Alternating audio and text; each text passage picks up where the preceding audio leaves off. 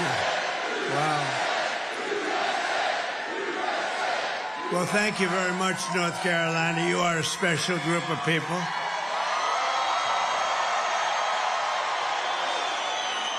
In fact, my beautiful little grandchild, the most beautiful little girl you've ever seen, is named Carolina. Do you know that? I'm thrilled to be back in this incredible state with thousands of proud, hardworking American patriots. But I'd like to ask you one very simple, easy-to-answer question. Are you better off now than you were 4 years ago? I think so. I'm here today with a message of hope for all Americans with your vote in this election. Oh, it's coming up so nice. We're down to 6 days, maybe sort of 5. Maybe 5 the way you count it. 6 days, can you imagine? I will end inflation. I will stop the massive invasion of criminals into our country. And I will bring back a thing called the American dream. Isn't that nice? Because we haven't had that. We haven't had that in a long time. Our country will be bigger, better, bolder, richer, safer, and stronger than ever before. And this election is a choice between whether we'll have 4 more years, think of this, 4 more years of gross incompetence, the most corrupt, horrible people. These are horrible people. Oops, we should get along with everybody. They're horrible people. You know, some people you just can't get along with. You can't. But whether we're going to have 4 years of incompetence and failure, or whether we'll begin the 4 greatest years in the history of our country, that's what's going to happen. And I'm asking you to be excited about the future again. You have to be excited about it. We have a great potential. If we have to go another 2 days beyond that term, we're not going to have a great... We have to get this done now because we're not going to have a second chance. There'll never be a second chance. It's too far gone. We're really, you know, we are a failing nation. We are a nation in decline. But don't worry. We will not be a nation in decline for too much longer, I'll tell you. We'll be a nation of incline as opposed to decline. But I'm asking you to dream big again. You're going to have to dream big again. It's going to be hard for you to do that because you've gone through a long period. But we had some great 4 years. This will be America's new golden age. This will be better than what we had even 4 years ago. Remember, we were energy independent. We had everything. Every problem facing us can be solved. But now the fate of our nation is in your hands. And this is a very important state. Number 1, I love the state. Number 2, we've always won. I won the primaries and I won the elections.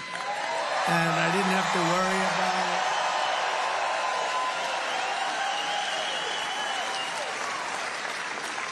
So, you know, if you think 2016, we did great.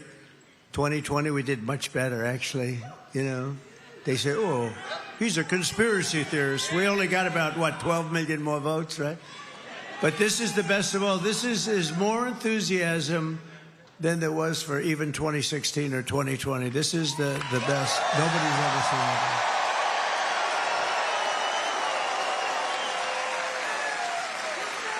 I just saw General Kellogg, wherever he may be backstage. Where is he? Oh, there he is. Look at that general. He's a real general, not like Millie. Not like Millie. Not like Kelly Low. He's a low IQ guy. But this is a real general. He's great. But he said backstage, this reminds me, sir, of 2016. I said, thank you very much. That's a good reminder, isn't it? He's a great guy. This Tuesday, you have to stand up and you have to tell Kamala that you've had enough, that you're not going to take it anymore. Kamala, you're fired. Get the hell out of here. Get out of here. Get out of here, Kamala. Get the hell out of here. The worst vice president, the worst border czar. She's the worst border czar in the history of the world. There's never been a border in the history of the world that allowed criminals to pour through. 21 million people, think of it. Well, we're running a campaign of solutions to save America, an America which they have virtually destroyed during their almost 4-year period of rule. Kamala Harris, a low IQ individual, is running a campaign of hate, anger, and retribution. See, I'm very nice to them. They're not nice to us. She spends all of her time complaining about everything, but does nothing about it. She's going to do this, she's going to do that. Why the hell didn't she do it, right?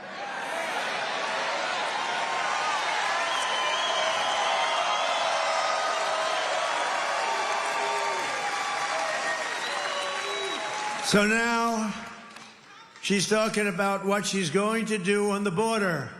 Well, I'm going to do this and that and this and that. All they had to do was leave the border alone. We had the safest border in the history of our country.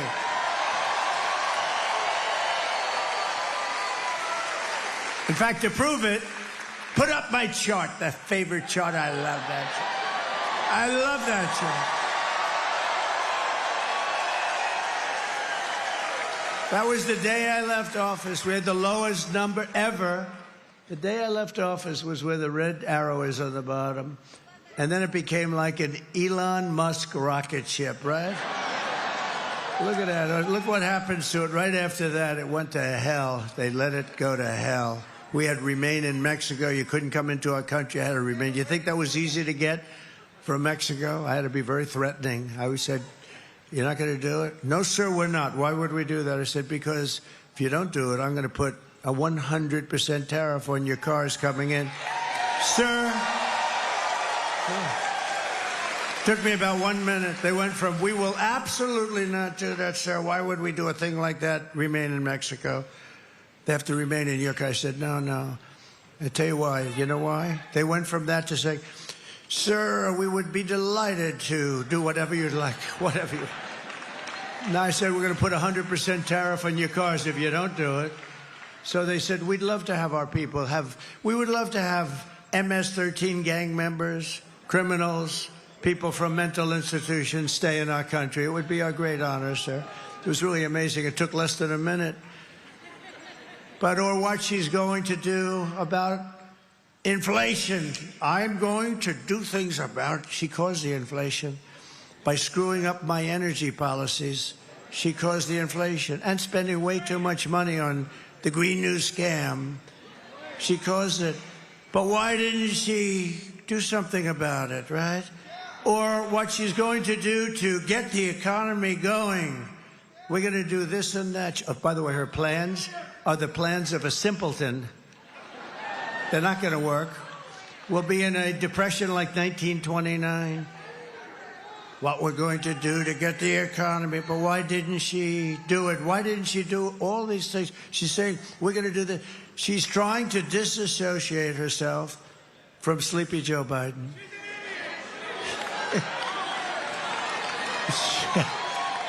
I like this audience. I didn't say it. Well, the guys, who just said that? He can handle himself. They scream, she's an idiot. But I didn't say it. I didn't say it. In fact, I'd like to admonish you, sir, you should not say that, please. This way, the press can't get me. You know, they say, well, I know you want to. It's really good. Well, no, I don't accept that. So I would never accept a thing like that. No, but she is. He can handle himself, that guy, too. She and Crooked Joe head up the worst administration in the history of our country. They've made Jimmy Carter look like a truly great president. In all fairness to Jimmy, he didn't let 21 million people, many of them criminals and those that are mentally ill, pour into our country. He didn't let that. Jimmy Carter didn't allow that to happen. Last night, Kamala made a speech, not much of one, with a paid-for audience, and all she talked about was Donald Trump. Good evening, everyone. Tonight, I will speak about Donald Trump. Donald Trump, Donald Trump, Donald Trump, Donald Trump, Donald Trump, Donald Trump, Donald Trump, Donald Trump, Donald Trump, Donald Trump, Donald Trump.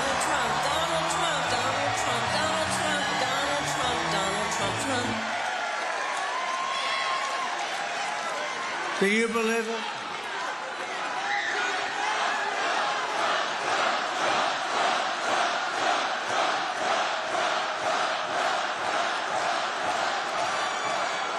Because she and Joe have no achievements, only failure and gloom. See, that was so perfect. It worked out perfectly. I said, how am I going to say? Normally you'd stop and you'd say, please take a look at the video. But I have some very talented people. I say, when I say Donald Trump, you just let that go. They did a good job. And then I finish the sentence, because they have no achievements, because they're a disaster. She suffers from a very serious disease known as Trump derangement syndrome. Trump derangement syndrome. TDS, sometimes referred to as TDS. It's quite serious. It's inflicted havoc on some lives. But many Democrats suffer from that disease, and it's only because of one reason, because we're winning.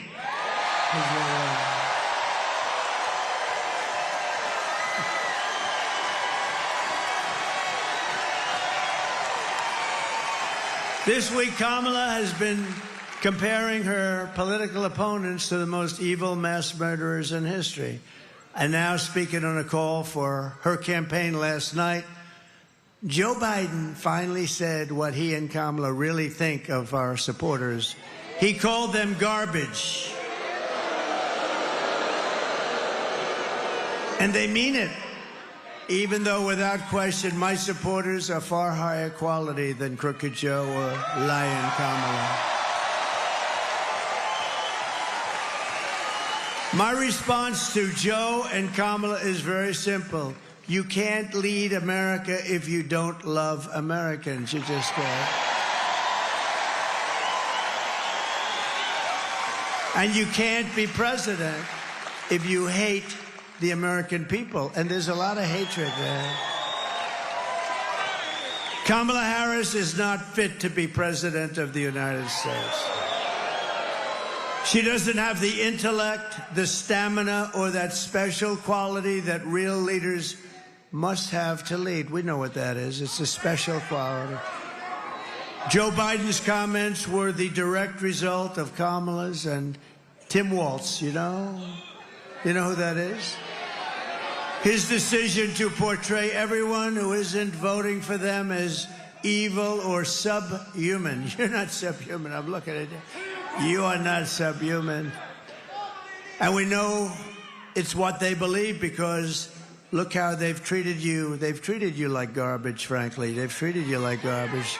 You know what? The truth is, they've treated our whole country like garbage, whether they meant to or not, because they're grossly incompetent people, and they've destroyed our country. Our country is suffering right now like it's never suffered, with inflation. And with the infliction, think of it, they've allowed millions and millions of people to come into our country that are criminals, that are the highest level criminals. 13,099 Border Patrol, which endorsed me, by the way, very strongly. And it wasn't like I had any competition. 13,099 murderers, many of them murdered more than one person. 13,000, these are the numbers from Border Patrol during their term. 13,099 murders were let into our country. You have drug lords, you have terrorists, you have people from mental institutions. They're all let into our country. And I actually feel it's number 2 or number 3 on the list of things. Number 1 is the economy. Number 2 is inflation. Number 3 is what they've done to our border. What they've done to our country. They call it immigration. It's not immigration. It's horrible. It's horrible. And I think that it's, frankly, should be number 1 on the list. I think inflation's terrible. What they've done with inflation is gross incompetence. But when they allow 21 million people, and it's probably much more, that doesn't even include the gotaways, you know, gotaways. These are people that just run across the border. What they've done to our country is there's never going to be an excuse for what they've done to this country. For the past 9 years, Kamala and her party have called us racist, bigots, fascists, deplorables, irredeemables, Nazis, and they've called me Hitler. Call me Hitler. You know, many years ago, I had a father who was a great guy. He was a strong guy, a legitimate guy, strong. But, you know, he always used to tell me, never use the word Nazi and never use the word Hitler. Now we're called Nazis, and I'm called Hitler. I'm not Hitler. Boy, my father, he's looking down. Well, my mother, I know she's looking down. My father is a little questionable because he was a little rough. I think he's looking down because he was a good guy. He was a strong guy, but he was a good guy. But he's looking down. He said, can you imagine? That's what they're calling my son. I told him for years, literally never use the term Nazi or Hitler. Now they're using it on us. It's unbelievable. They've bullied you. They've demeaned us. They've demonized us and censored us and deplatformed us and weaponized the power of our own government against us. They've gone after their political opponent, me. It's unbelievable. Did you see? Donald Trump wants to put us in jail. Donald Trump is going to go after some of the scum that you see back there, that's so dishonest. Donald Trump is doing horrible things. He wants to put us in prison. That's what they've been trying to do to me for 3 years. They got the story mixed up. And we won the big case in Florida already. We're doing very well. We're doing very well. Remember? Oh, we got him in Florida. That was the documents case, and I had the Presidential Records Act and lots of other things. But Joe Biden had the same case except times 10. Because he took it out when he wasn't president. He did a lot of things. And they found him guilty, but they let him go because he was mentally incompetent. But they said he could be president. So they said, he can't stand trial. He's mentally incompetent. He's got no memory. And he's just got it. He just doesn't have what it takes, okay? But think of this. Here's the ruling. He can't stand trial because he's mentally incompetent, but he can be the president of the United States. Figure that one out. Mr. Congressman, figure that one out, Hudson. Can you imagine? They have taken your money. They've thrown open your borders to criminals and terrorists. They've flooded your towns with deadly drugs and death. They've given you jobs to illegal migrants and sent our blood and treasure to fight really stupid foreign wars, countries that you've never heard of, countries that you and your children have never even heard of.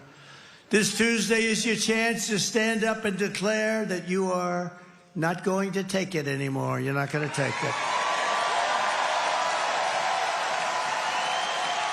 6 days from now, we can turn the page forever on this failed and corrupt administration. They are corrupt.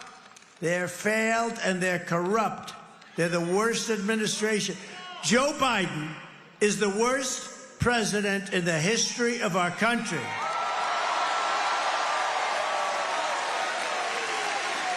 And his partner, now she's trying to convince everyone, oh, well, I really had nothing to do with anything, you know. I'm sure he loves hearing that. She is the worst vice president in the history of our country.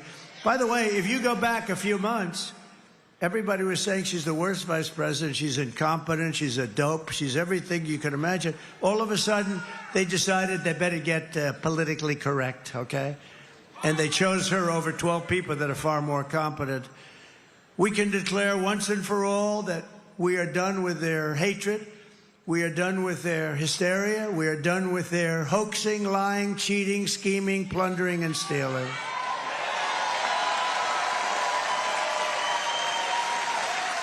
And we're not going to let them divide and destroy America any longer. And that goes for Barack Hussein Obama, too. He's a divider. He's a divider. And Michelle, oh, she said bad things about me. Ooh. Michelle got out there the other day. Oh, I've been very nice to her. I guess that means I don't have to be nice anymore, right? Oh, I'm looking forward to this. No, Obama was a great divider. He was a great, great divider. What we have built is the biggest, broadest, most incredible coalition and the greatest political movement in American history, I think in any history, if you want to know the truth. It's made up of the hard-working men and women who make this country run, who make this country great. We've brought together veterans and union members, soldiers and steel workers, farmers and auto workers, and patriotic moms and dads of every race, religion, color, and creed, right? We're welcoming historic numbers of African Americans and Hispanic Americans and Asian Americans and Arab Americans. And we're uniting Christians and Jews and Catholics and evangelicals and Muslims and Mormons and everyone who simply wants one thing. They want one thing: to make America great again. That's all they want.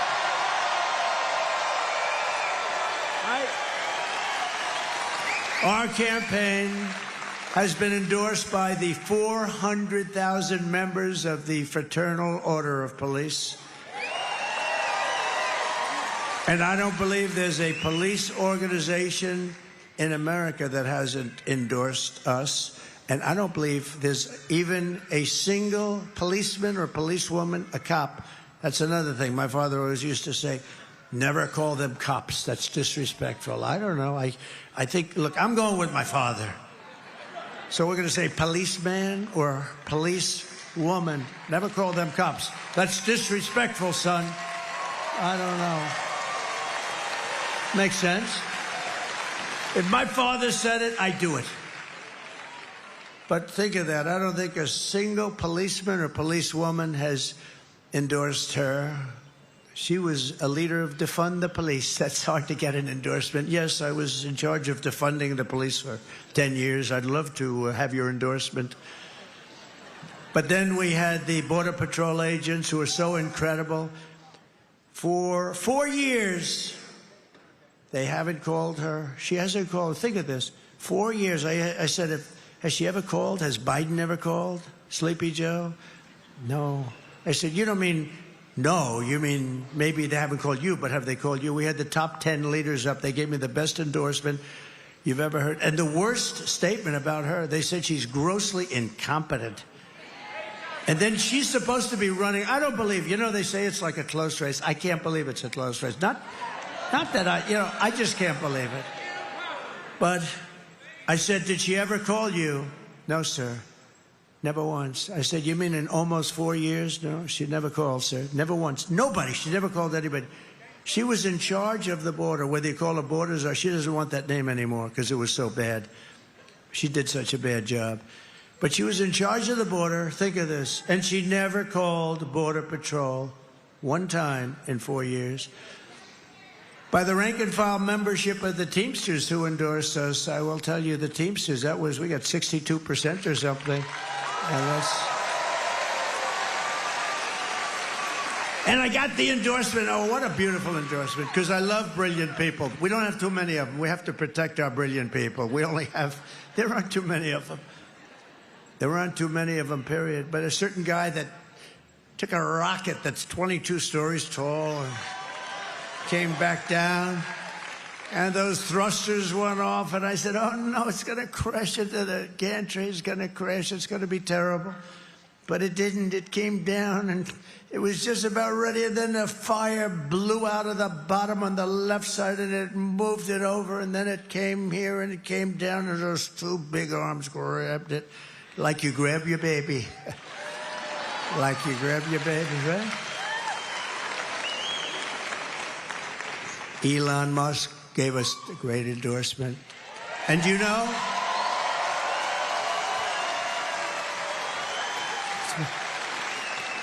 Oh, I just spotted somebody. I didn't know he was going to be there. Is that who I think it is? My eyes are what they. You stand up, please, would you?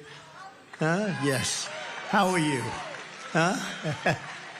And look at these two. Look at these two. These two ladies have been with us, and this guy has been by their side right from the beginning.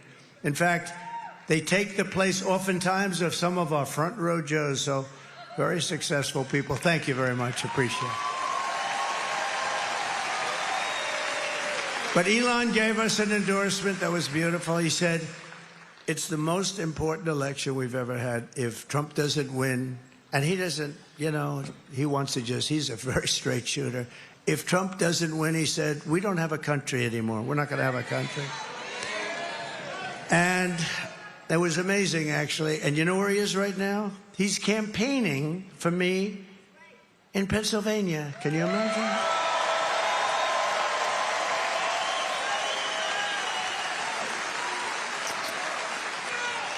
And, you know, he told me something very interesting. He said, you know, for an election to be really on the up and up, you have to use paper ballots. He said that to me. Now, here's a guy who I would say is the all-time genius at computers. You know, he was telling me that when you see those rockets firing, he said the computers are more important than the engines. I understand. He knows more about computers than anybody I've ever met, and I know some pretty smart people. I had an uncle that was at MIT, a professor for 41 years, the longest-serving professor ever. I have that. It's something in my blood about that. Elon knows more about computers than anybody there is. Every time you see those rocket ships land, like in the ocean on a raft with a circle, boom, it's like unbelievable, right? And he said, for purposes of voting, because there's never a computer that's not easily cracked, easily if you're a genius, more difficult if you're less than a genius. But he said the best way to have an election is very simple. Paper ballots, voter ID, proof of citizenship, same-day voting. And he said same-day voting. And there's a guy who's the #1 computer guy. You would think, you know, it's interesting.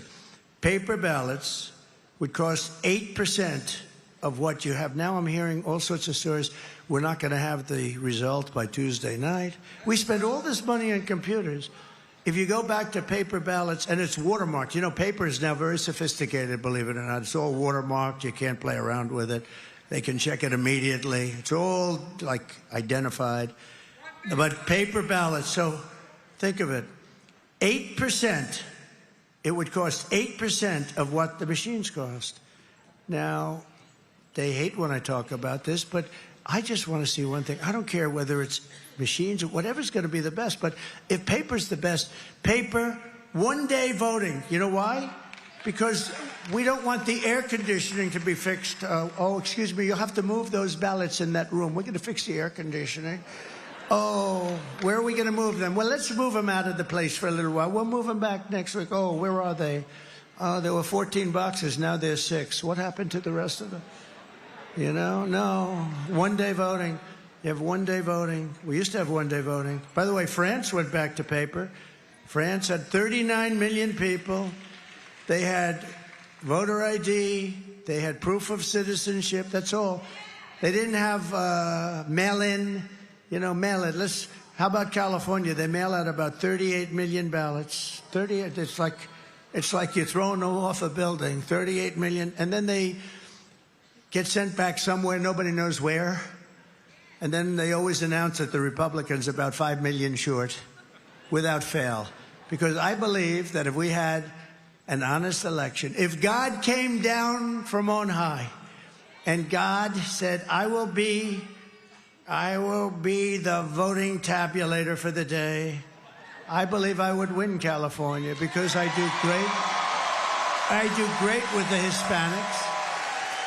I believe I'd win. We need God as our vote counter just one day every 4 years. We won't even go after the 2. We won't even talk about for the Congress people that we have sitting all over the place, just for the presidential elections. If we had God, oh, boy, would it be a lot easier and a lot better.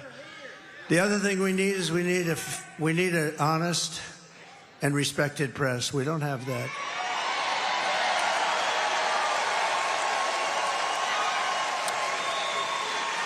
So I want to thank Elon Musk, and I just thought I'd give you his words of wisdom, but that's what he said. He said paper ballots are the way to go, and it's the only way to go. And you're talking about a fraction of the cost. And you would have the election determined, solidly determined by 9 o'clock or 10, whatever time you want. They put them in boxes. They seal the boxes. They hand the boxes. Every box has so many.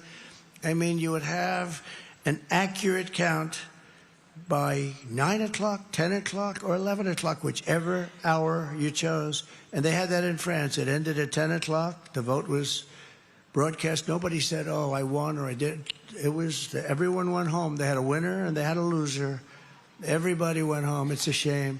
And we're talking about for a fraction. If you said it costs 10 times more, you should do it.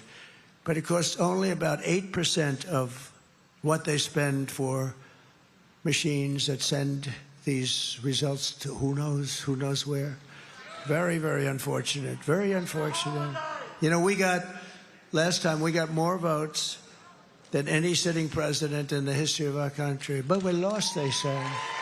They say we're wrong. We're also endorsed by somebody that loves healthy people. He wants to make our country so healthy. And he's a great guy. Now, he wants to make our country. He also has a big thing on the environment. And I'll tell you what, I say, that's okay, but you can't touch our liquid gold, Robert. Bobby Kennedy, Robert F. Kennedy, Jr., RFK Jr., and he's going to work, and he's very strong on, you know, the pesticides and all of the different things. And you know what? We don't have a very healthy country. When you look at our country compared to other countries, we are not a healthy country. And he says, we're going to make it a healthy country. I say, good, Bobby, but do me one favor. Don't touch the oil and gas. Let me handle that. I'll handle the oil and gas. We're not going to let him get involved. We're not going to let him get involved in the oil and gas. Well, listen. No, we'll watch that. We're going to be very careful with our liquid gold. That's one of the biggest assets we have as a country. We have more liquid gold than anybody, including Saudi Arabia, Russia.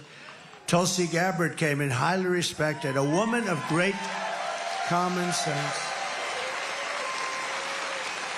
And they just gave me the name because I've had great respect, but I didn't know exactly why they had him on. Buzz Aldrin, very respected, the great astronaut, and highly respected. But I thought it was an unusual because we have a lot of people that endorsed us, and and do you notice the Washington Post and Los Angeles Times and all these papers, they're not endorsing anybody. You know what they're really saying? Because they only endorse Democrats. They're saying, this Democrat's no good. They're no good. And they think I'm doing a great job. They just don't want to say it. Washington and USA Today, congratulations. I just heard USA Today has not endorsed. They said, we're not going to endorse. That means that they think she's no good. But Buzz Aldrin's very interesting because great astronaut, but he's not the youngest person in this room, but he's a very sound man and great, looks fantastic. What he did is he said, I've never endorsed anybody in my life before, like General Kellogg. I've never endorsed, of course, he started endorsing me approximately about a minute after I announced I was running, but that's because he's a smart general, right? 1 minute. Was it 1 minute or was it 30 seconds? But Buzz Aldrin, for the first time in his life, he said, this is the first time I've ever made an endorsement, never made an endorsement. I'm endorsing Donald J. Trump. Isn't that nice? So thank you, Buzz Aldrin. And I like him, too. I've always admired him. Kamala and Joe call them all of those people that I just named and all of the people here. And I think probably more than 200 million people in this country. You know, we really don't know how many we have because those borders have been opened so badly. You don't know. You know, other countries can tell you approximately what they have. I don't think this country does. But let's say you had 350 million people. If she won, you'd have 600 million people. in about 3 years. You'd have open borders, the whole world, every criminal from all over the world. Well, we're going to have that pretty soon anyway, but we're going to deport them out of here fast. But let's say 225 million people. She's essentially, and he's calling them garbage. They're a team, by the way. Oh, she hated that last night when she heard that. Although, honestly, I don't think she's smart enough to know what it really means. What that meant, that makes deplorable look like baby stuff, right? Deplorable with her. Remember Hillary? She said, deplorable and irredeemable. And I said, oh, what a terrible term to use the word irredeemable. I didn't know. Somehow irredeemable. I think it's worse, right? But you know what's worse than anything? Garbage. We're garbage. We're garbage. And I call you the heart and soul of America. You're the people that built America.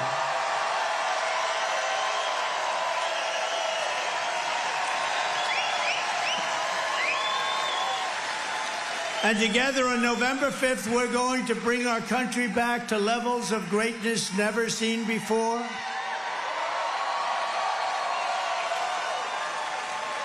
And I'll tell you, you know, look, North Carolina, it has been special. You know, when you just win a place, I love you. I love Alabama.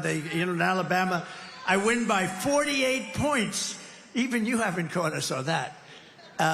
Tennessee, we have so many great states that really love us. But you know, the nice thing is when you have a place that you can just rely on, where you can really rely. I love you too. Look at her. She's so beautiful. Oh, she's all excited. I love it. I do. And there's Mr. Wall. See that jacket? He's a genius. He's one of the smart people. He makes a lot of money. He's a professional. But he likes these rallies. I think it's like 279 rallies. Can you believe it? He likes Trump. He likes Trump. And I like him. I feel comfortable because it's a wall. We always needed a wall. And one day I'm going to find out where you bought that suit, and I'm going to wear it to one last, because, you know, it's sad. We've done this for 9 years. We had the greatest rallies in the history of the world. Chancellors and prime ministers, people would tell me they watch the rallies from Europe. Everybody watches our rallies. Everybody loves our rallies. We never have an empty seat. They try and demean us like that horrible, horrible person that I debated where she said, and people leave early. Nobody leaves early. If I saw them leaving early, you know what I would say? And ladies and gentlemen, thank you very much. And make America great again and not leave. Right? That way they could. But I've never had to do that. I'm very capable of doing that, you know. But nobody should say, or people leave early. And then I hit her hard on that. I said, no, we have the greatest rallies in the world. There's never an empty seat. And nobody leaves early. And they said... And the fake news people, like Brit Hume, the fake news people said, oh, he fell into a trap. She's got no trap. She's got no, this is not a trap.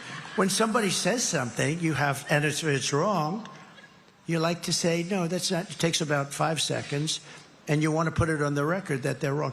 He fell into a trap. The real trap was you had David Muir during the debate. I had the Biden debate, and that didn't work out too well for him. And then we had the other one, and I think I did better, the second one with her.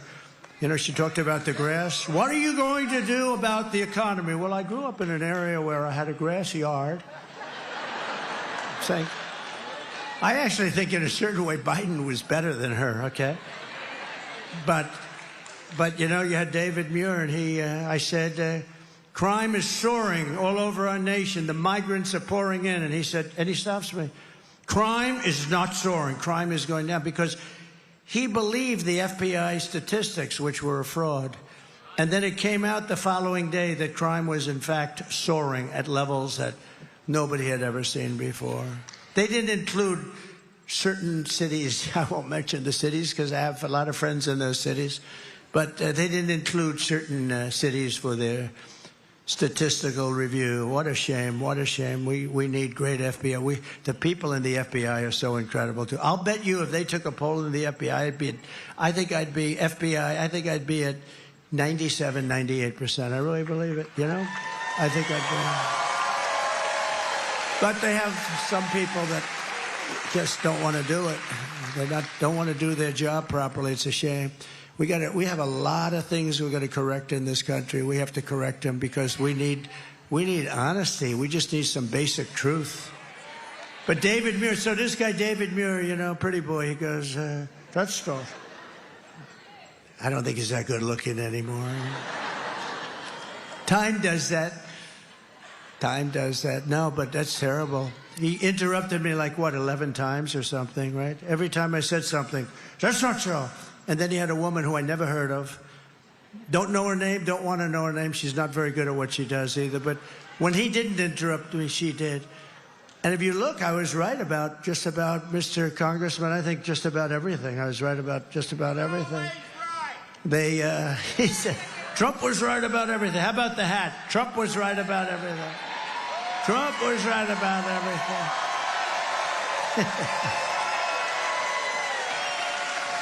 But we've said, now, but think of it. So that must have been the first one. I followed that storm right in. But I saw the devastation. I actually came back the following week because I didn't want to get in anyone's way. It was a travesty. It was vicious. It was water. The water was the worst we'd ever seen. It was a water hurricane. That's what it was. And it took houses right off the foundations and ripped the foundations, concrete foundations, like they were paper. And I saw areas that were just like gone. And yet you've set an all-time record in early voting. Think of it, the deadline you have set up till the date. Now, here are people, I'm talking about most of you who come from this area. Some people are coming from outside of North Carolina, but in North Carolina, these are people that have been devastated. They've lost their homes. At a minimum, especially in certain areas, they broke records in every single area, and some of the people, they didn't even have a home anymore. They were living in tents. No, but how great, and then those lowlifes call you garbage. No, think of that. Think of how bad it is. They have the nerve to say that. Think of the fact, you know, when we were looking at the numbers in the various states, and we came to North Carolina, and it just was hit by that horrible hurricane, and it just hit the hardest. I mean, others were hit badly too, but you were just wiped out. I said, you know, if we get 30% of the people to vote, and it was pretty much a Trump district, most of the area, I said, wow, that's bad. That's bad for a lot of reasons. Number one was it's bad, and people died. That's by far the most important. But from the standpoint of the voting, I said, you know, if we get 30 or 40%, that's amazing. That'll be amazing. They broke the all-time record. Think of it. Think of it. Amazing. No. You're superior people, okay? Not garbage. You're superior people. If anybody would have, nobody. I went to one of the big pollsters. I was talking to him right after we got those numbers, because the numbers are coming in great. We're doing great in North Carolina. That doesn't mean you don't vote. Now you go on Tuesday and you just vote, right? But you got it. He says, we've got you. But when you think, I said to a pollster, I said, what do you think the chances are? He said, it's the most incredible thing I've ever seen as a pollster. And I mean, I guess some people had to come back, and you couldn't even come back because you had areas of land with no river, and now it's all of a sudden landlocked. It's all waterlocked. I just think it's incredible. I think it's a great tribute to North Carolina, and I'd like to thank you very much. Amazing. It's amazing. You are hardy people. You are hardy people, aren't you? Look, she knows what I'm talking about. She knows what I'm talking about. The deadline for in-person early voting in North Carolina is Saturday, but you can do that, or you just come. You come whenever you want. You know, I'm one that was saying, a lot of people say vote early. That's great. But the main thing is vote. You got to vote. We got to vote. You got to vote. Republicans tend to vote on Election Day, and they like to make sure, I think, that vote goes into a box, you know, somewhere, and then they want to watch where the box goes to. But you got to just vote. And I think we're going to have this is a very important state. We win this state, we're sailing. We're sailing. We win this state, we're sailing. So if you have a ballot, send it in or get everyone you know. Vote, vote, vote. You're going to vote, and we're going to have record numbers. I think you're going to have, we're heading to record numbers in North Carolina despite one of the worst hurricanes anyone's ever seen. And I will say this about my competition.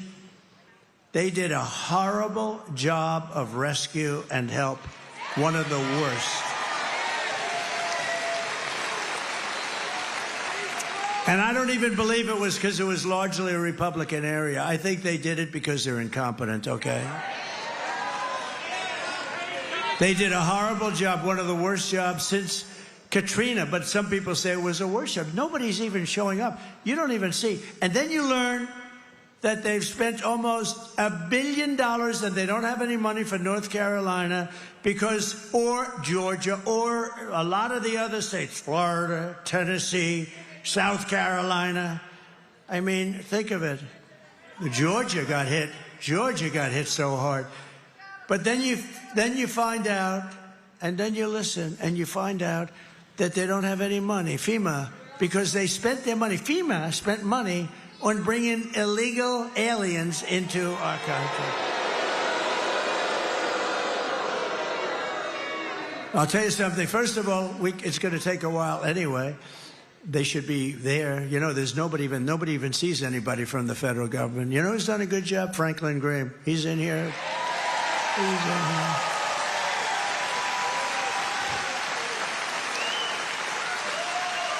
He better do a good job. I gave him $7 million.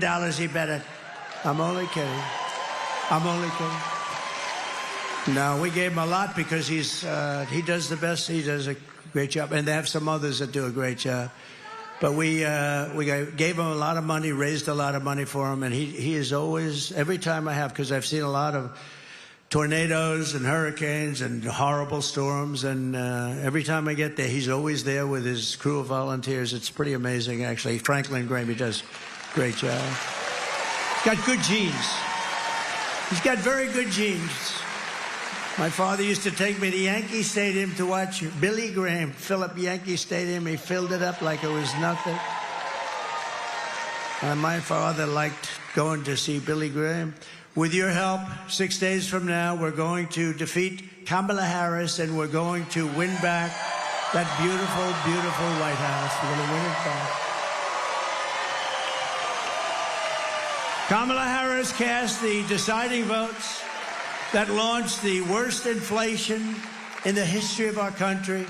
She cost a typical American family over $30,000 in higher prices. They basically spent too much money and screwed up my energy policies. We had gas at $1.84. I thought it was $1.87. Just came out 2 days ago, $1.84. It was lower than it. A lot of people say $2.50. No, not $2.50. It's $1.84 a gallon. How would you like to have $1.84 a gallon now? We'll have it. We're going to have it again. Liquid gold. It was just announced today that economic growth missed expectations again for this quarter. It's always missing. This economy is a disaster, and now Kamala wants to raise the typical family taxes by at least $3,000 a year. If I win, we will rapidly defeat inflation. Oh, we'll have it done so. I'm going to bring your energy down to 1/2 of what it is now. It's going to go, in 1 year, we'll have it down 50%. And that'll bring everything else down, and we're going to bring the interest rates down, and we're going to make America affordable again. We will make America affordable again.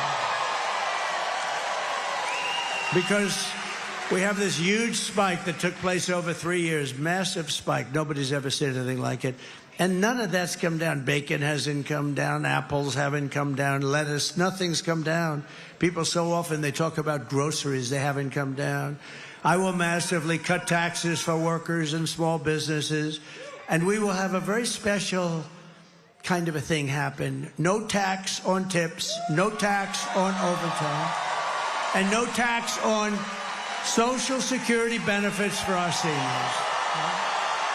None.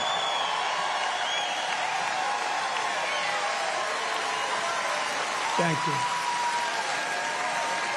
No, if you think our seniors, you know, they have a very fixed income, most of them. You know, I'm a senior too.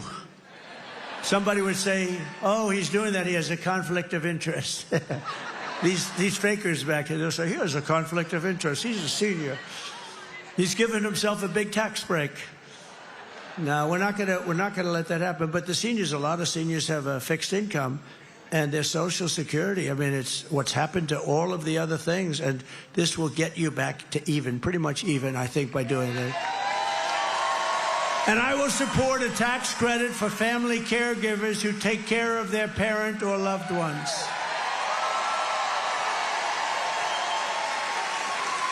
And I said this almost a week ago, and guess what? Last night, Kamala said the same thing. She copied my no tax on tips, but you know what? She's not going to do it. She only said it a couple of times. She said it without, because she got killed when she said that. But now, last night, I don't know if you noticed, last night she copied she copied the caregiver statement. And let me tell you, these people that take care of their family and other people, these are incredible people, and they're entitled to it. They're entitled to it. They got to get it. Starting on day one, she copied me last night. Of my new administration, I will bring back energy independence, like we had it. We were energy independent 4 years ago. Now we get our oil from Venezuela. It's called Venezuelan tar. You know, it comes like in tar, and you got to heat the hell out of it. And there's only one plant in the whole world that can do it, and that's located in Houston. So for the environmentalists, go take a look at those chimneys in Houston. It's not a pretty sight. I will bring back energy independence, and we will drill, baby, drill, and we're going to start right from the beginning.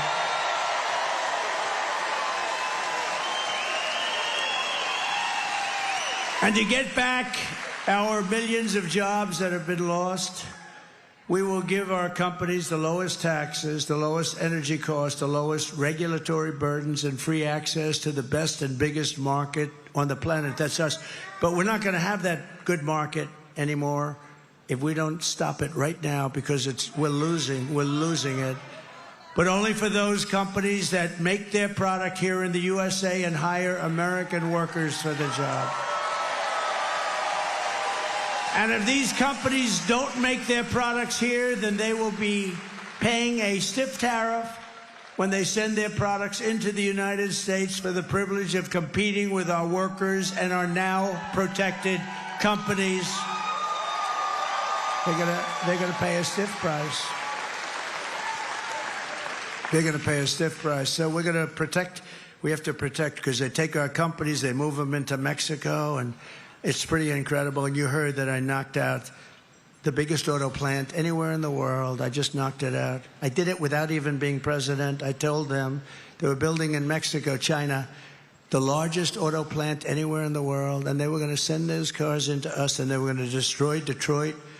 They were going to destroy Michigan and a little bit of South Carolina, where they have sort of a different system. They were going to destroy our auto manufacturing. The little that we have left, we probably have 40% compared to what we had years ago.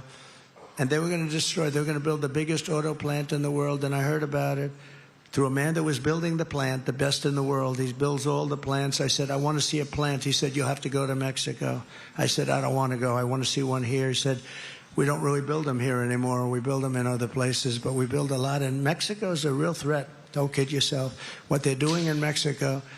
And so I said, I don't want to go to Mexico. What are they doing over there? They're building some of the biggest plants in the world, one in particular. I said, wow, that's no good. I thought about it. Then I spoke before the Economic Forum in Detroit, very nice group of people. And I said, you guys are losing your shirts, and Detroit is, you know, making a comeback for 40 years. It's time now. We got to bring some companies back here.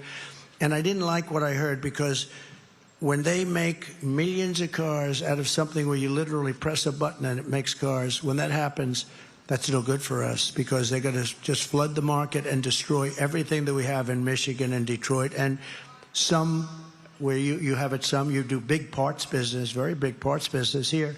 So they're going to destroy you. So I announced that I'm going to put a 100% tariff on that plant.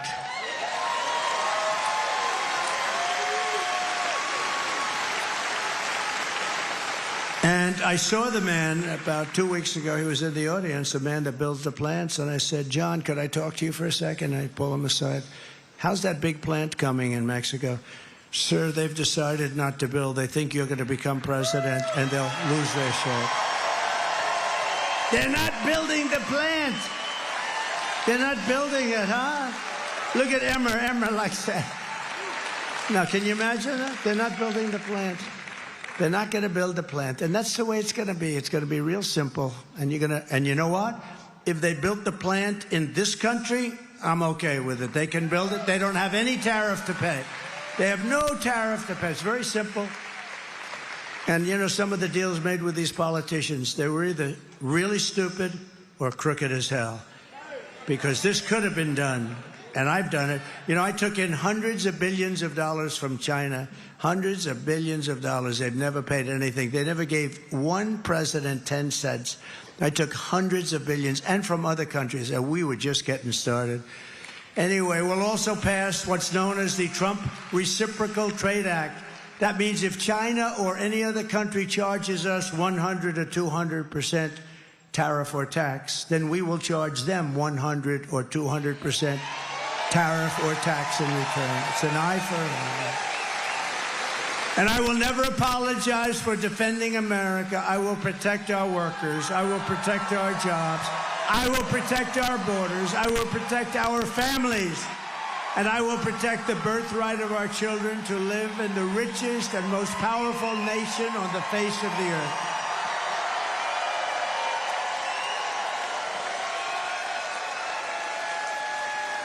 And as we rescue our economy, I will also restore our borders. Over the past 4 years, you see what's been happening. It's carnage. It's carnage. It's a carnage. Kamala has orchestrated the most egregious betrayal that any leader in American history has ever inflicted on our people. What she's done. She's violated her oath and eradicated our sovereign border and unleashed an army of migrant gangs who are waging a campaign of violence and terror against the citizens of the United States of America. Kamala has imported criminal migrants from prisons and jails, from insane asylums and mental institutions, the most dangerous anywhere in the world, and from all around the world.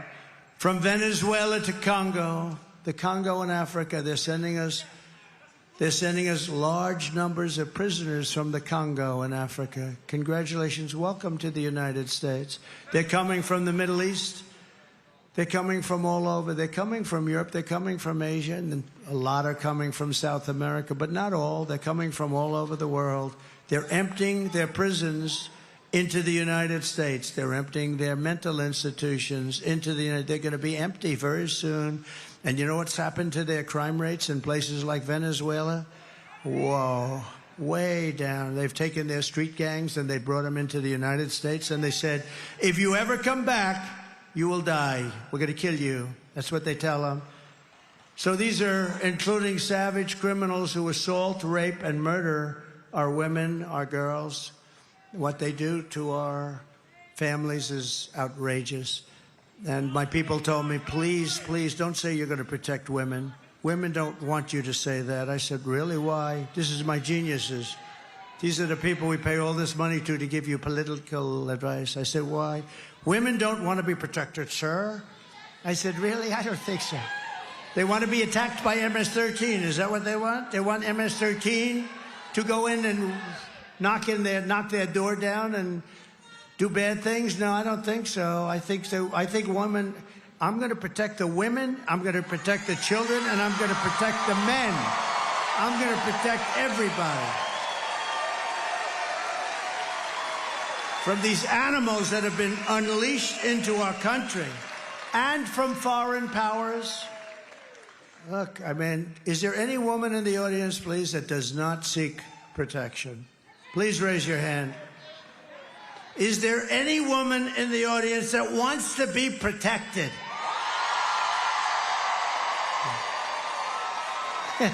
I think so. Okay, let's fire those people, please. They're all fired. They meant well. Anyone who would let monsters kidnap and kill our children does not belong anywhere near the Oval Office, and she has set a record.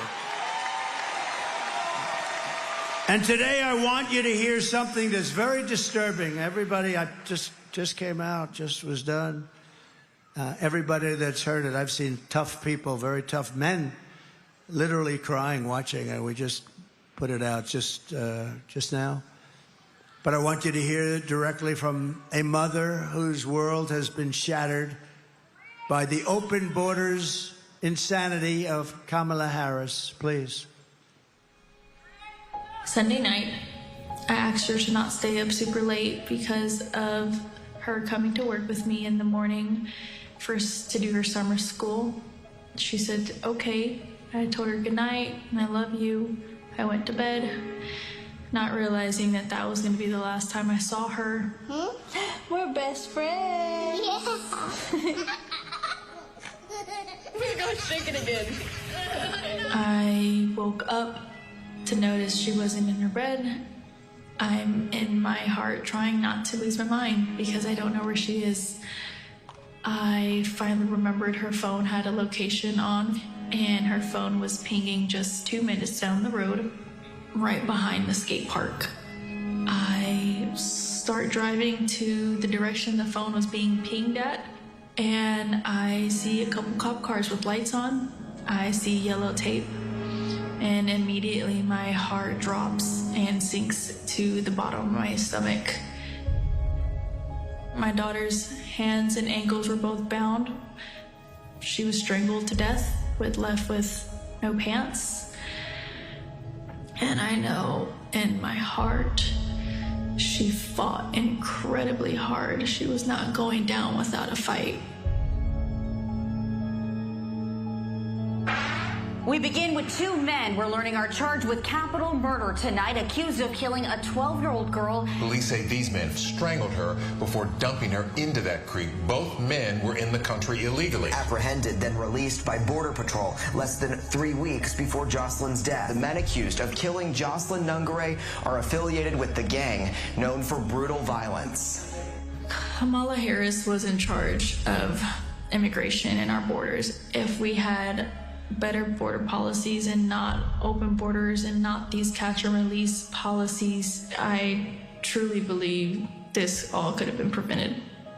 Under her being vice president of this country, my daughter's life was ripped away from her. She had her entire life ahead of her. Happy birthday, dear Jocelyn.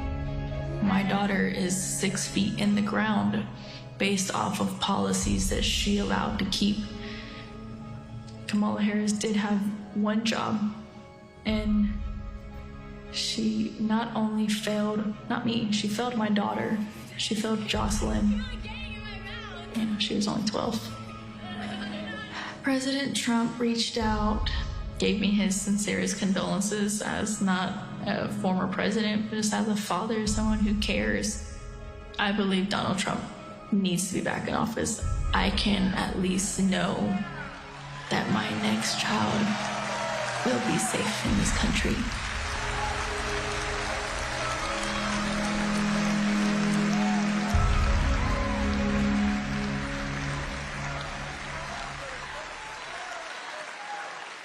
Just no reason for it. Thank you very much. No reason. There's no reason for that. Thank you very much. But there's no reason for that. Open borders, open borders. Anybody comes in, doesn't matter where you come from. They don't even know where they come from. They don't check them. They don't know where they come. Are they from jails? They don't know anything about them. They just let them pour into our country. It's incredible. Now she's sort of stopped it by doing just a little bit because she was getting killed in the polls. And if they ever won, they would open those borders and you would have millions and millions more people come in, and there'd be criminals. If I ran one of the countries that we're talking about, and over the last few months, it was 181 different countries. Most people don't even know there are that many. There are actually more. 181 countries were represented, and they're letting their criminals and their jails and everything into our country. They're destroying our country. They're destroying our country. And we can't take it any longer. We have to change. We have to change immediately. I think it's the biggest problem. I think it's bigger than the economy. I think it's bigger than inflation, because they're ruining the fabric of our country. You're not going to be able to walk out of your house no matter where you live. If you're in a farm, they're flying people in with the big Boeing jets, the biggest ones, and they're taking hundreds of them in. They're landing in the Midwest and all over the place. They're flying them right over the border. They're sick. The day I take the oath of office, the migrant invasion ends and the restoration of our country begins. The savages charged with brutalizing and murdering precious Jocelyn are members of the same vicious Venezuelan prison gang, Tren de Aragua, that's taking over apartment complexes and unleashing a violent killing spree all over America.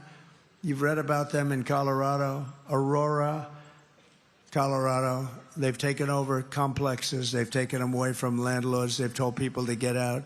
They've told the people, you pay us the rent from now on. You don't pay it to a landlord. You don't pay it to a property owner. You pay it to us. They've even taken over Times Square. Take a look.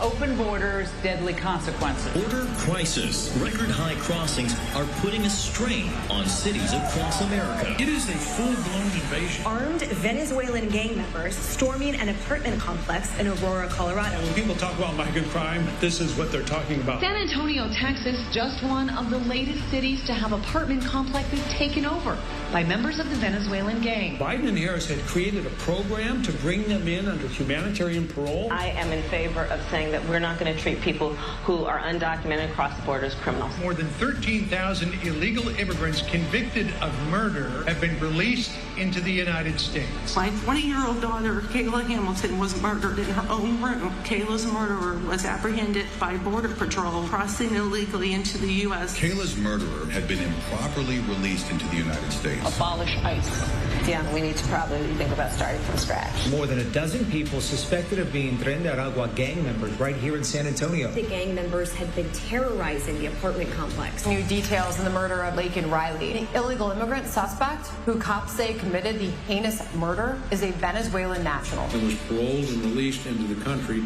by the Biden administration. If they'd all been properly vetted, that probably wouldn't have happened. 2 men investigators say are in the country illegally from Venezuela are charged with capital murder in the death of Jocelyn Nungaray. Martinez and Angel wrapped his arms around Jocelyn's neck, took off her pants, and climbed on top of her. Later strangled Jocelyn to death and then tied up her hands and feet. Court documents suggest a group of men arrested for beating and robbing a Dallas woman last month are members of a Venezuelan street gang. The men threatened to cut off her fingers if she did not cooperate. Manuel Hernandez was booked by Colleyville police just 2 days earlier and released the day before the robbery. A Peruvian gang leader who is wanted for 23 murders, who was arrested by Border Patrol near Roma, Texas, then released into America.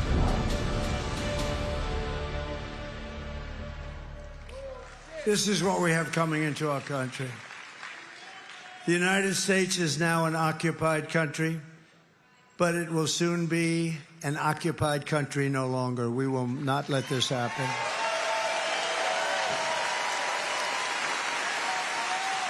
November 5th, 2024 will be Liberation Day in America. It'll be Liberation Day. On day one, I will launch the largest deportation program in American history.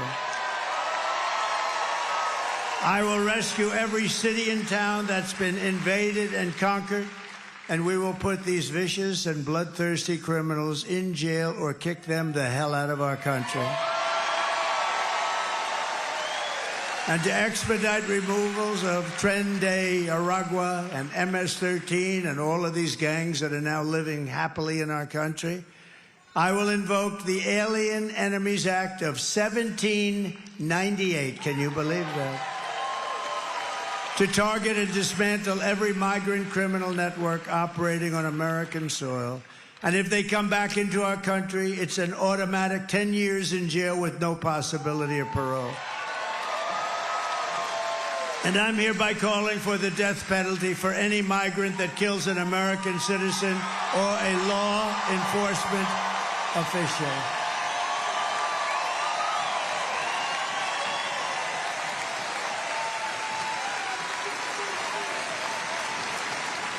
And I will immediately ban all sanctuary cities in the United States of America. With their open borders, they're going to destroy your Social Security and Medicare. They're going to destroy our health care. But I'm going to save it all, and I'm going to save our country. That's what we're going to do. These people are all signing up. Kamala's gross incompetence, she's a grossly incompetent person, disqualifies her from being president of the United States. Everyone knows it. No one respects her. No one trusts her. No one takes her seriously. To make her president would be to gamble with the lives of millions and millions of people. She would get us into World War III because she is too grossly incompetent to do the job. And then all of your sons and daughters will end up getting draft notices. They'll come, Mommy, Daddy, what does this mean? Son, even daughter, that means that you're going to be drafted to fight in a war against a country that you've never heard of. Congratulations, son. And it may be the last time you ever see them. We're not going to let that happen anymore in this country. Our enemies are laughing at her. If we win, America will be feared and respected again on issue after issue. Kamala broke it, and I will fix it, and I'll fix it quickly. On top of it all, Kamala says she would not do one thing differently from Joe Biden, which in itself is disqualifying. Take a look. Would you have done something differently than President Biden during the past 4 years?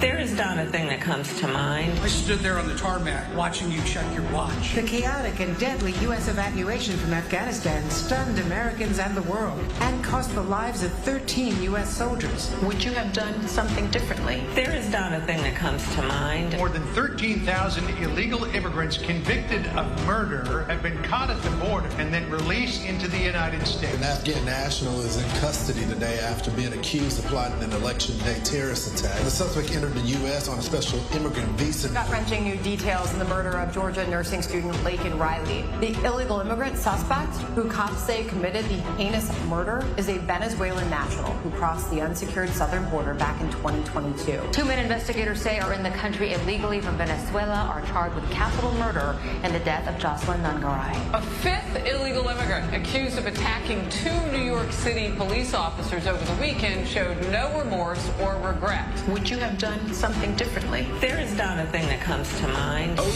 18% say the economy is in excellent or good condition. US inflation has hit a new 40-year high, increasing by 9.1% over the financial year. Authorities saying Train de Aragua, which has been linked with more than 100 criminal investigations here in the U.S., has now been found operating its criminal enterprise in apartment complexes. Were you the last person in the room?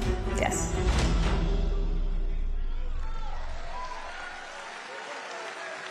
There is not a thing that comes to mind. So maybe the worst thing that we could be talking about, 325,000 children that the press never talks about. 325,000 children have come into our country and they're now missing. They're going to be dead, or they're going to be sex slaves or slaves of some kind. 325,000 children, many of them are dead. And she said there's not a thing that comes to mind. You know, they just like she's a fraud. She's a total fraud. She's a liar. She even lied about McDonald's, didn't she, huh? But she's a total liar.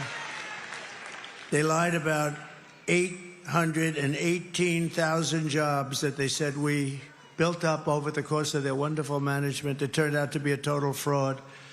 And they weren't going to announce that until after the election, but we had a whistleblower that called them in.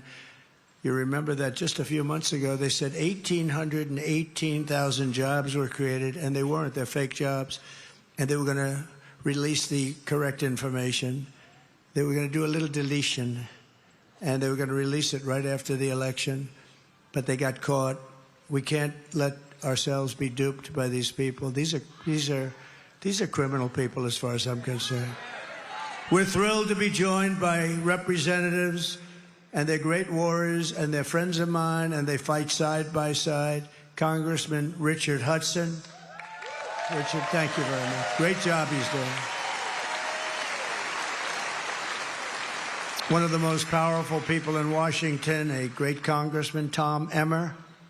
Tom, thank you. Thank you, Tom. And another great friend is Byron Donalds. He's fantastic. Fantastic.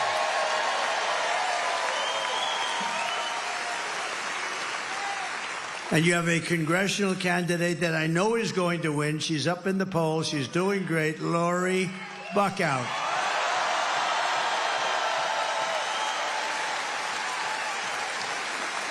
She's fantastic. And she's got my complete and total endorsement. And somebody that is a star, well, I'll let you know that on the 6th. Is that okay? But I think he's a star. North Carolina GOP Chair Jason Simmons. Jason, thank you. Great.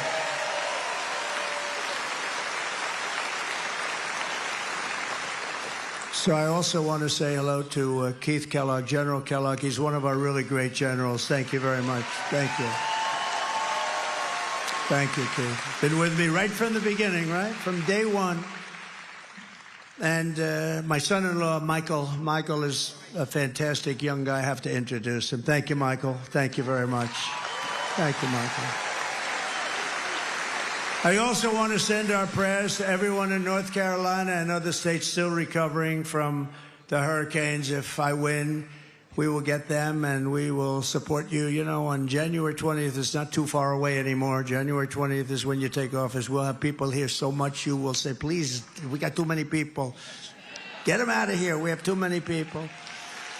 We had great success with FEMA. And if you know, it would be amazing. It's been acknowledged that the hurricane rescue effort and rebuilding effort is the worst that we've just about ever seen, outside of maybe Katrina, but I think it's worse. There's nobody even here, and the devastation is incredible. And how the hell could you vote for somebody that's in charge of it, right? So I don't think you're going to vote for Kamala. Here are the facts. Kamala is a radical left Marxist, rated even worse than crazy Bernie Sanders or Pocahontas herself. She destroyed our economy. She was an original creator of defund the police movement, and anybody who wants to defund the police for even 1 week or 1 day is not worthy of being president of the United States. Kamala vowed to abolish ICE, our great heroes of ICE. As California Attorney General, she redefined child sex trafficking, assault with a deadly weapon, and rape of an unconscious person as totally nonviolent crimes. She pledged to confiscate your guns and endorsed a total ban on handgun ownership. Would anybody in North Carolina want to give up your guns quietly?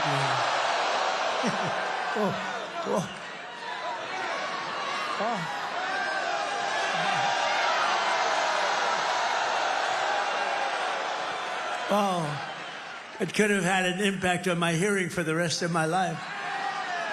That's not going to be an easy job, is it? No, but that's where she comes from. She even called for free sex changes for illegal aliens in detention at taxpayer expense. So in conclusion, with your vote this November, we are going to fire Kamala and we're going to save America. Going to get her out.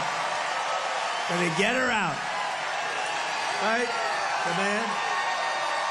We're going to get her out. We will cut your taxes, end inflation, slash your prices, raise your wages, and bring thousands of factories back to America and back to North Carolina where they belong. And I have a little personal favor that I'm going to do, North Carolina. I'm going to get your furniture builders and artists and manufacturers. We're going to bring them back.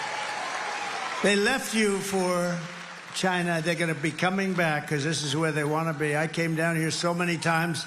I'd build a hotel. I said, I want to go to North Carolina. I came so much.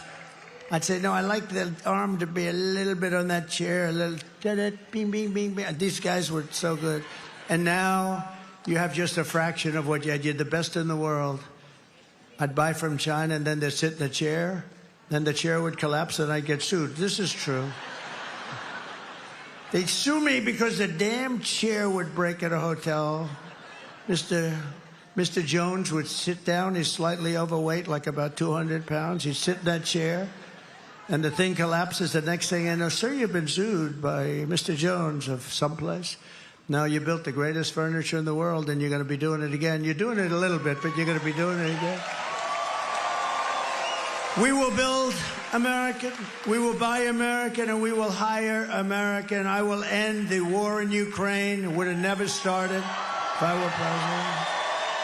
I will stop the chaos in the Middle East, and I will prevent World War III from happening.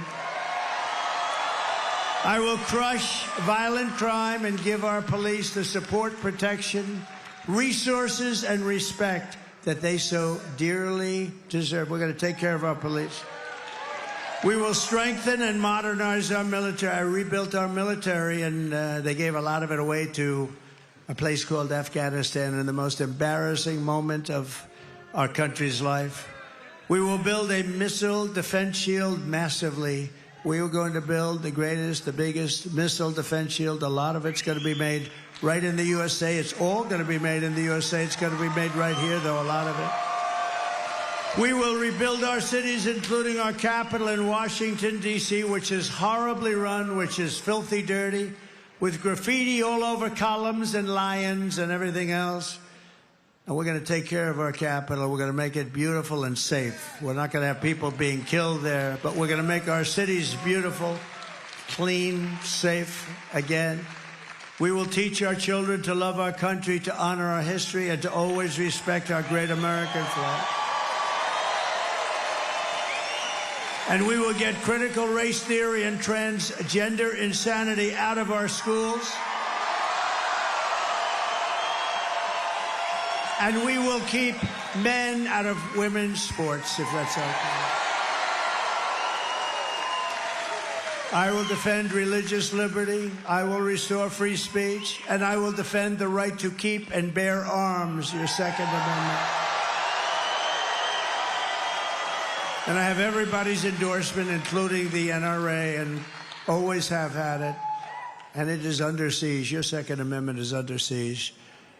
After years of building up foreign nations, defending foreign borders, and protecting foreign lands, we are finally going to build up our country, defend our borders, and protect our citizens. And we will stop illegal immigration once and for all. We will not be invaded. We will not be occupied. We will not be overrun. We will not be conquered. We will not be conquered. They are conquering us. They are conquering us from within.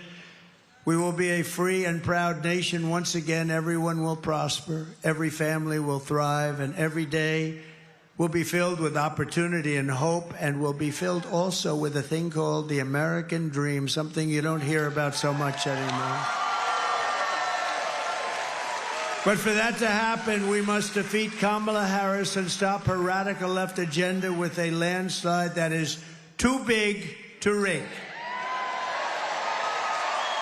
You need to get out and vote. That's all you don't have to give me money. You don't have to give me anything. Just go out and vote. Who has voted so far? Oh. Who is going to vote? Okay, get out. Every vote. Thank you very much. That's very impressive.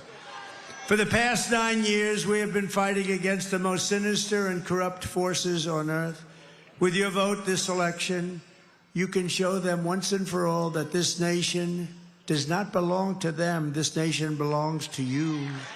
Belongs to you guys. It was hard-working patriots like you who built this country. And 6 days from now, it is hard-working patriots like you who are going to save our country. After all we have been through together, we stand on the verge of the 4 greatest years in American history. With your help from now until Election Day, 6 days, we will restore America's promise, and we will take back the nation that we all love. We are one people, one family, and one glorious nation under God. We will never give in. We will never give up. We will never back down, and we will never, ever surrender. Together we will fight, fight, fight, and win, win, win. November 5th will be the most important day in the history of our country, and together we will make America powerful again. We will make America wealthy again. We will make America healthy again. We will make America strong again. We will make America proud again. We will make America safe again. And we will make America great again. Thank you, North Carolina. Thank you. God bless you. God bless you. Thank you.